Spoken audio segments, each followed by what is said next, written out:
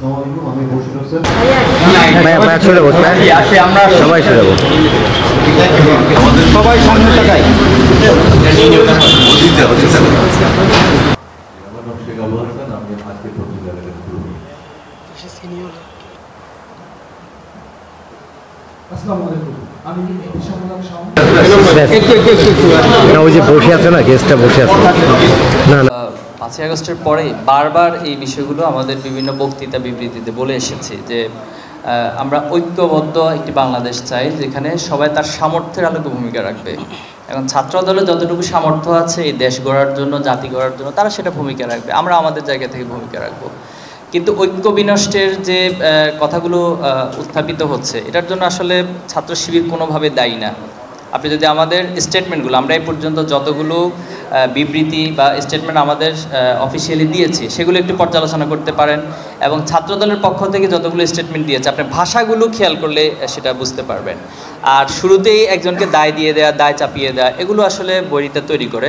এরপরও আমি গত পরশুদিন একটি স্ট্যাটাস দিয়েছিলাম যে দেখুন আমরা হয়তো বাংলাদেশের প্রেক্ষাপটে বা একটা ধারার কারণে আপনাদের কালচারটা চেঞ্জ করতে পারেননি, কিন্তু এখনও সময় আছে। আমরা একটু শিক্ষার্থীদের পালসকে বোঝার চেষ্টা করি, আমরা একটু ঐক্যবদ্ধভাবে কাজ করি, পরস্পর সেবামূলক কার্যক্রম নিয়ে আসুন, প্রতিযোগিতা করি।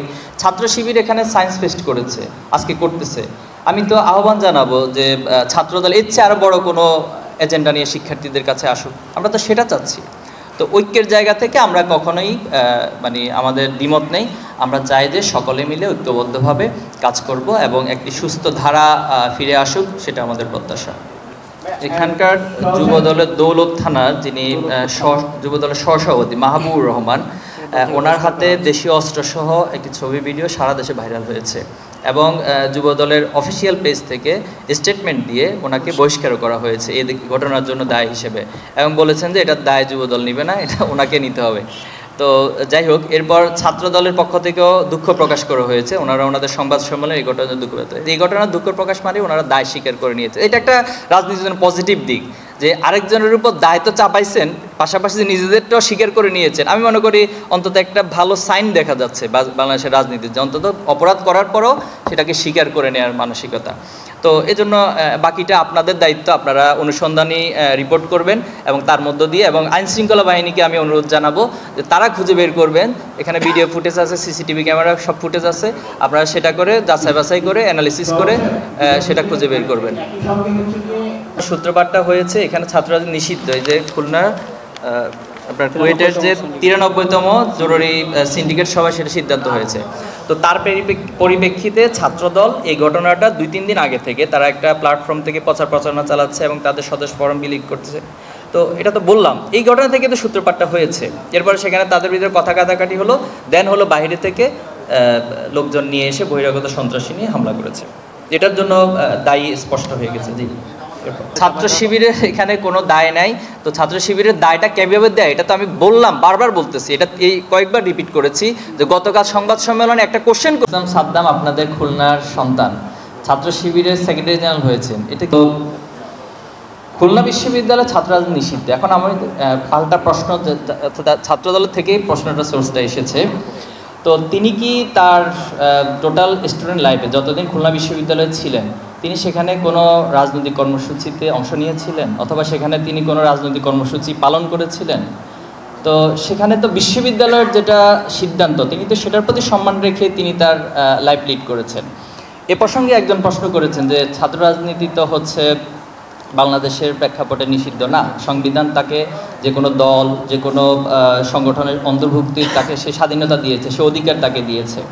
এখন প্রেক্ষাপটটা দেখুন কিভাবে তৈরি হয়।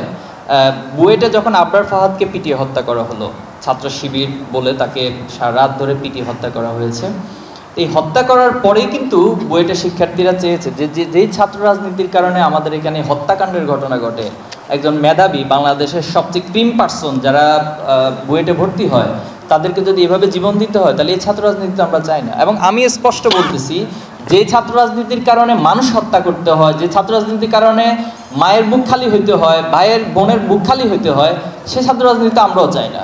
আমরা বরং সেই ছাত্র রাজনীতি চাই যেটি আমি আমার শুরুতে সংজ্ঞায়নে বলেছি, যার মধ্য দিয়ে মেধার চর্চা হবে, যার মধ্য দিয়ে সেবামূলক প্রতিযোগিতা হবে, যার মধ্য দিয়ে বাংলাদেশের রাজনৈতিক সচেতনতা এবং গঠনমূলক রাজনীতি এবং ভবিষ্যৎ নেতৃত্ব তৈরি হবে। আমরা সেই রাজনীতি চাই। লাল কার্ডের প্রসঙ্গটা এসেছে, সেম বিষয়গুলো একই বিষয়। ধরুন আজকে লাল কার্ড তো আপনি ছাত্র শিবির নাম উল্লেখ করেছেন, মূলত এখানে ছাত্র শিবির না, এখানে মূলত ছাত্র রাজনীতিকে দেখাচ্ছে। কিন্তু কেন দেখাচ্ছে? যদি এই ঘটনাটা না ঘটতো তাহলে কি আজকে লাল কার্ডের ঘটনাটা ঘটতো? আজকে কি অস্থিতিশীল পরিবেশটা সারা দেশে এভাবে তৈরি হতো? তাহলে এটার জন্য দায়ী কে? ওই যে আমার ছাত্র দলের সভাপতির বাসায় শিবিরের উপর চালিয়ে দাও, মানে আমি অপকর্ম করতেছি আপনাদের সবার সামনে, এখানে ভিডিও ক্যামেরা সব কিছু স্পষ্ট, আমি একটা অপকর্ম করলাম, একটু পরে আবার আমি আপনাকে বলতেছি যে দায় আরেকজনের উপর চাপিয়ে দাও। এটা কেমন কথা? কোন বাংলাদেশে আছি আমরা? ছাত্রদল যে অভিযোগগুলো করে, আমি গতকালকেও ছাত্রদল সভাপতির সাথে একটি টকশোতে বলেছিলাম, এবং ইতিপূর্বেও ওনারা অনেকবার এই প্রশ্নগুলো, এই অভিযোগগুলো উত্থাপন করেছেন, কিন্তু কোনো লজিক্যাল, কোনো ভ্যালিড গ্রাউন্ড ওনারা দেখাতে পারেন না। ওনাদের দাবি একটাই, আমরা সাধারণ শিক্ষার্থীদের নামে আন্দোলন করি। তো সাধারণ শিক্ষার্থীদের নামে আন্দোলনই তো হাসিনার পতনের জন্য একটা বড় ভূমিকা রেখেছিল। সে সময় তো কোনোদিন ওনারা এই সাধারণ শিক্ষার্থীর আন্দোলনকে নিয়ে প্রশ্ন তোলেননি। আজকে কেন এসে কোনো সাধারণ শিক্ষার্থীরা কোনো দাবি দেওয়া উত্থাপন করলে সেটা শুধুমাত্র ছাত্র শিবির বা বৈষম্য তারাই সেই আন্দোলনে লিড করে, এই দাবি এখন কেন উত্থাপিত হয়েছে? এই প্রশ্ন কি তাদেরকে গতকাল করেছিলেন বা কোনো উত্তর কি তারা দিয়েছিল? আমার জানা নেই। আশা করি সুযোগ পেলে ভবিষ্যতে করবেন, উত্তরটা নেবেন। আর ছাত্র শিবির গত 15 বছর, আমি আপনাকে চ্যালেঞ্জ করে যাচ্ছি যে ছাত্র শিবিরের কেন্দ্র থেকে শুরু করে আমাদের 132টি শাখা আছে, মহানগর, বিশ্ববিদ্যালয়, জেলা শাখা মিলে। প্রত্যেক বছরের শুরুতে জানুয়ারি মাসে আমরা সেই শাখাগুলো সেট আপ সম্পন্ন করেছিলাম। এবং এই কোশ্চেন যদি আমরা ছাত্রদলকে করি যে গত 15 বছর ওনারা কেন্দ্র থেকে শুরু করে কতটি কমিটি দিতে পেরেছিল, আমি জানি না কি উত্তর দিবেন। আর এই 6 মাস, আজকে 6 মাস অতিবাহিত হচ্ছে, এখন পর্যন্ত ওনারা হাতে গোনা 3-4টি বিশ্ববিদ্যালয় কমিটি দিয়েছে। তাও প্রত্যেকটা কমিটির পর সেখানে গ্রুপিং হয়েছে, পাল্টা মিছিল পাল্টা মিটিং হয়েছে, এক গ্রুপ আরেক বিরুদ্ধে বিষেধাগার করেছে, এবং ধাওয়া পাল্টা ধাওয়া। আমরা জগন্নাথ বিশ্ববিদ্যালয়ে দেখেছি, একটা কমিটি ঘোষণার পর আরেক কমিটি লাঠিসোঁটা নিয়ে সেই কমিটির বিরুদ্ধে মিছিল করেছে। তো এগুলো তো দৃশ্যমান। এরপর ঢাকা বিশ্ববিদ্যালয় কমিটি ঘোষণার পর দেখা গেল 6 জন ছাত্রলীগের বিগত সময় পোস্টদারি ছিল, তাদেরকে ওনারা বহিষ্কার করতে বাধ্য হয়েছেন। জাহাঙ্গীরনগর বিশ্ববিদ্যালয়ের টোটাল 18 জন যারা ডকুমেন্টেড যে তারা ছাত্রলীগের সাথে সম্পৃক্ত ছিল। তো এরকম একটি সংগঠন যদি আমাদের বিরুদ্ধে এ ধরনের অভিযোগ উত্থাপন করে, তাহলে এটা হাস্যকর একটা বিষয় ছাড়া কিছু না।